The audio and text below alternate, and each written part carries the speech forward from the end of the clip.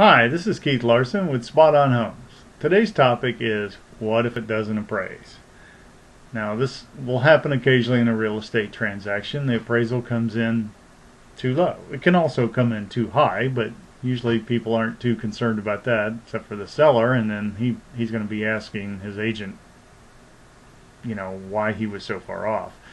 But on the flip of that is when it appraises low, what happens? Obviously, the buyer probably doesn't want to pay more than what the appraisal is. So if that's the case, then the seller's faced with dropping the price to the appraised price, or maybe he doesn't sell. On the buyer's side, you can either try to get the seller to drop his price, or you can make up the difference and pay more than what the appraiser said the property's worth. Now, why would you do that? It sounds crazy. It's not really crazy. I've had people pay $10,000 above what the appraiser said a property was worth. And the reason they did that is for their purposes, that property was worth that much to them. They wanted what they wanted, and they didn't care what a third party said.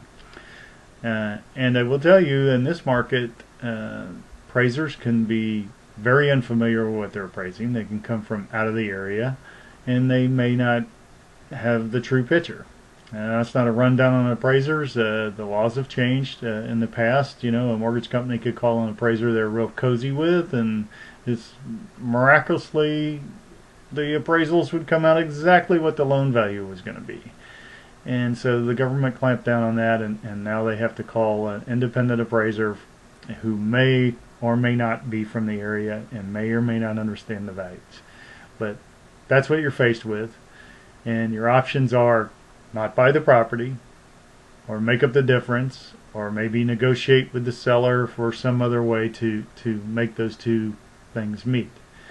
On the other side, I've also had sellers write checks for $10,000 at closing because they were upside down, and that's probably a lot more frequent these days than people want to believe. But sometimes it costs money to sell a house, and it doesn't always go up in value, as we all know now.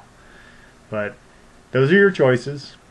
You can still buy and you can still sell if the appraisal comes at a different value than what the contract's for. You just have to work through those situations. So give me a call if I can help. And always remember, have a great day in real estate.